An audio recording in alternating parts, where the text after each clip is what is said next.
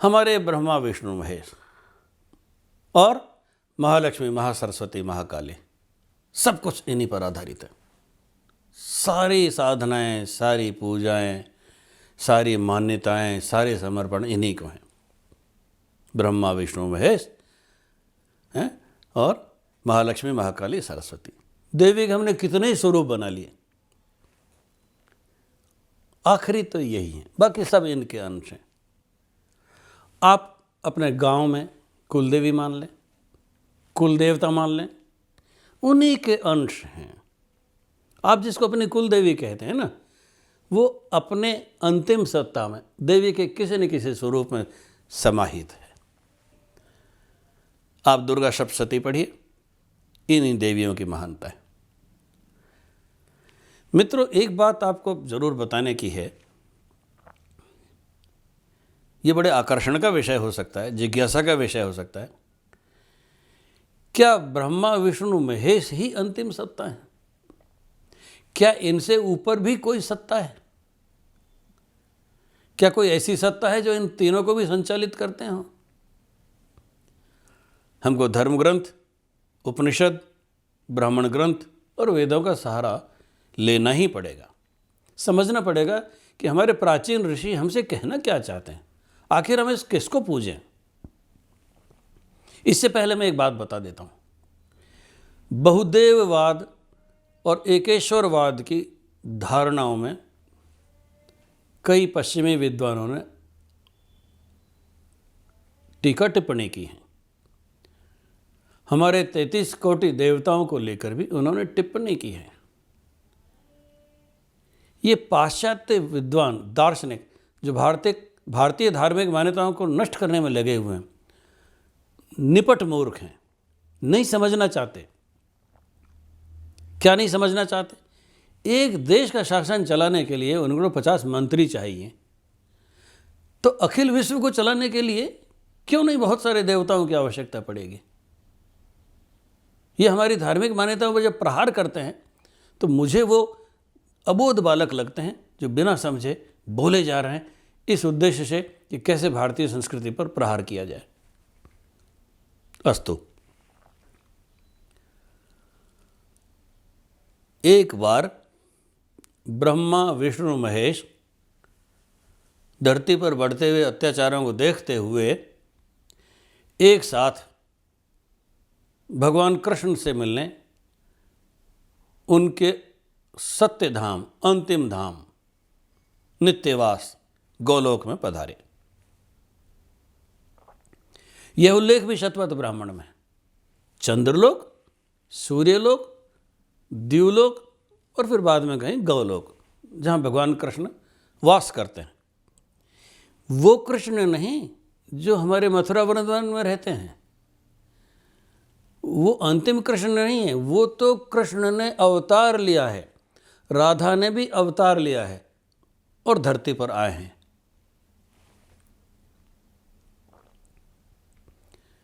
वैष्णव परंपरा में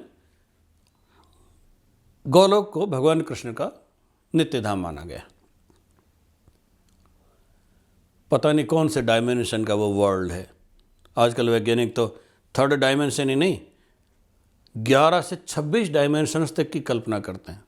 मैं तो मानता हूं कि एब्सोल्यूट जीरो, मैथमेटिकल जीरो से वह शून्य जो कि अस्तित्वहीन है, जिसका वर्णन नहीं किया जा सकता, जिसमें राग द्वेष और कैरेक्टर्स नहीं है, जिसमें कोई लाक्षणिक अभिव्यक्ति नहीं है, वो ईश्वर निर्विकार हैं। तो वो शून्य से भी कहीं बहुत नीचे जाके कोई स्थिति है जहाँ भगवान कृष्ण पता नहीं किस स्वरूप में रहते हैं, जिसका दर्शन महान योगियों को ही हो सकता है और एक जन्म में वह प्राप्त करना बहुत लगभग असंभव है। तो ब्रह्मा विष्णु महेश गए गोलोक धाम। भगवान कृष्ण की सखी द्वारपाल, शतचंद्रानना, 100 चंद्रमाओं के जैसे मुख वाली, चमक वाली, उनको मिली और उन्होंने कहा कि वो तो ठीक है कि आप ब्रह्मांड से आए हो, पर कौन से ब्रह्मांड से आए हो? यहाँ तो विरजा नदी में करोड़ों ब्रह्मांड लुढ़ के पड़े हैं। मैंने तो ये वृत्तांत जब गर्ग संहिता में पढ़ा, मेरे कान खड़े हो गए। गर्ग कौन? यदुकुल के आचार्य। कृष्ण भगवान के शिक्षा गुरु तो दूसरे थे, पर पूरे यादव कुल के जो आचार्य थे, गर्ग आचार्य थे, जिन्हें प्राचीन 18 महान ज्योतिषियों में से और प्राचीन 18 महान वास्तुशास्त्रियों में से एक माना गया है। तो गर्गाचार्य ने जो गर्ग संहिता लिखी है, तो अपने शिष्य कृष्ण के बारे में उससे बड़ा तो कोई साक्ष्य नहीं हो सकता ना। ये किस्सा मैं गर्ग संहिता से सुना रहा हूँ। तो गर्ग ने जो लिखा है उसमें यह उल्लेख आता है कि शतचंद्रानन ने ब्रह्मा विष्णु महेश से ये पूछा कि आप कहाँ से आए हो, किस लोक से आए हो? यहाँ तो विरजा नदी में करोड़ों ब्रह्मांड लुढ़ के पड़े हैं। क्या है ये विरजा नदी? संभवतः है कोई आकाशगंगा, कोई मंदाकिनी, गैलेक्सी, कोई बहुत बड़ी, बहुत सारी। वो हम जब आकाशगंगा कहते हैं और गर्ग साहब ने, गर्गाचार्य ने जिसको विरजा नदी बोल दिया, तो दो बातें इससे तय हुई। हम अकेले ब्रह्मांड नहीं हैं, करोड़ों ब्रह्मांड पौराणिक साक्ष्य है। और जब करोड़ों ब्रह्मांड है तो हर ब्रह्मांड के ब्रह्मा भी अलग होंगे। तो एक तर्क उपस्थित होता है कि हर ब्रह्मांड के ब्रह्मा विष्णु महेश अलग अलग हैं। इसका अर्थ यह भी हुआ कि वो परम सत्ता नहीं हो सकते। अगर करोड़ों ब्रह्मा हैं तो वो अंतिम सत्ता नहीं हो सकते। उन सब की आस्था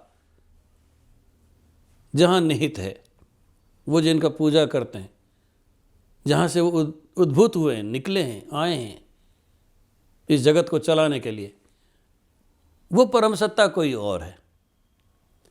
तो शतचंद्रा नाना ने कहा कि आप अपना परिचय दीजिए, आईडी।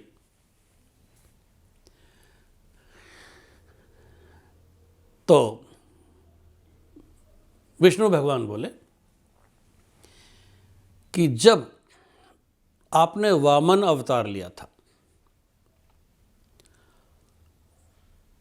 और पृथ्वी को नापने के क्रम में और आपके अंगूठे से जो छिद्र हो गया था और उस छिद्र से निकला ब्रह्म द्रव्य अनंत जगत में व्याप्त हो गया था, उसी को ट्रैक करते हुए हम लोग यहाँ तक आए हैं। वाह, कमाल है। इतना सा ब्रह्म द्रव्य समस्त अंतरिक्ष में व्याप्त हो सकता है। जैसे केतु कुछ ग्राम वजन होता है, करोड़ों किलोमीटर लंबा हो जाता है, वो ब्रह्म द्रव्य वहाँ तक उपस्थित था। शतचंद्राननी ने तुरंत कहा, हाँ मैं पहचान गई, आप कौन से ब्रह्मा विष्णु महेश हो, आओ हम अपने भगवान कृष्ण से मिलते हैं। वहाँ जाकर ब्रह्मा विष्णु महेश ने प्रार्थना की कि हे प्रभु, धरती पर बहुत अत्याचार हो गया है, आप आइए, अवतार लीजिए और असुरों का संहार कीजिए। भगवान कृष्ण ने हाँ भर दी। उनका तो काम यही है। यदा यदा ही धर्म से ग्लानिर्भवति भारत, जब जब धर्म की ग्लानि होगी, हानि होगी, वो जन्म लेंगे, आएंगे। राधा जी जीत गई माँ, मैं भी चलूँगी। भाई आप कहीं टूरिस्ट स्पॉट पे जाते हो तो आपकी पत्नी का पहला हक है जाने का, और वो तो अनंत विश्व की स्वामिनी है राधा। कौन राधा? राधे तू बड़ भागिनी, कौन पुण्य तू कीन, तीन लोक तारण तरण सो तेरे अधीन। जिसके अधीन भगवान कृष्ण भी हैं, वो राधा जी जिद गई कि मैं भी साथ चलूंगी।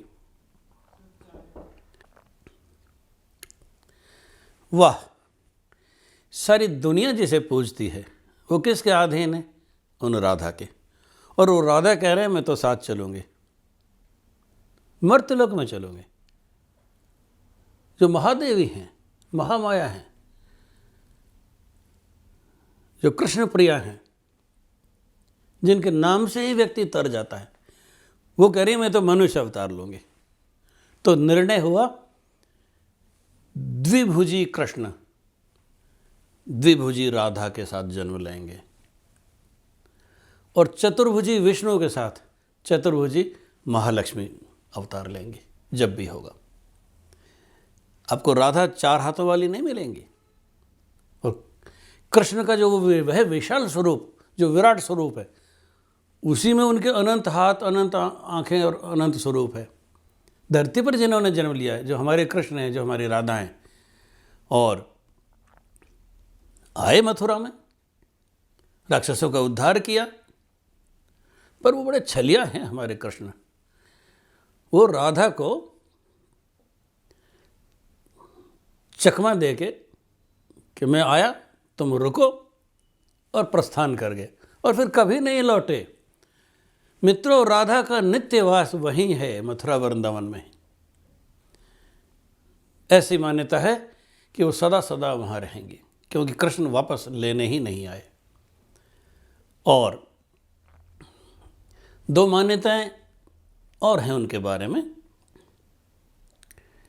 कि जिसका जन्म तो कहीं भी हुआ हो, मृत्यु अगर वृंदावन में हुई हो, तो वह पल अन्यत्र कहीं जन्म नहीं लेता। चाहे वो 84 लाख योनियां जन्म ले, उसका जन्म बार बार वृंदावन में ही होगा। एक बड़े संत थे, उनको हम बावला बाबा कहते थे। वो पता नहीं क्यों मुझसे बहुत प्रभावित थे, और एक दिन बड़े मज़े में हम बैठे थे। मैंने कहा कि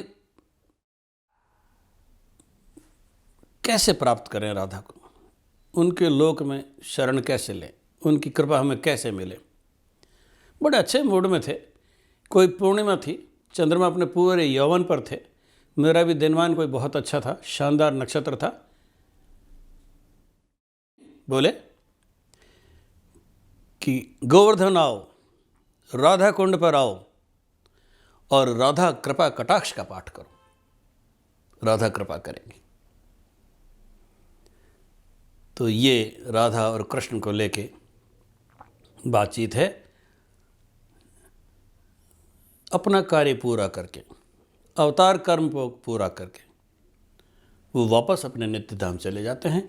जब जब आवश्यकता होती है वो आते हैं, धर्म का उद्धार करते हैं, शत्रुओं का नाश करते हैं और प्राणियों को कष्ट से मुक्त करते हैं।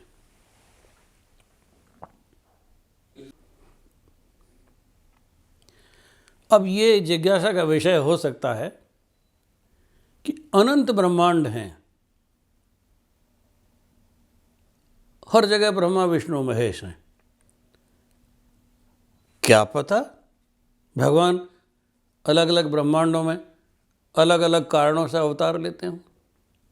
ये दार्शनिकों का विषय है, ये धर्मशास्त्र से ऊपर का विषय है, ये महान खगोलीय शोध का विषय है, यह चिंतन की पराकाष्ठा का विषय है।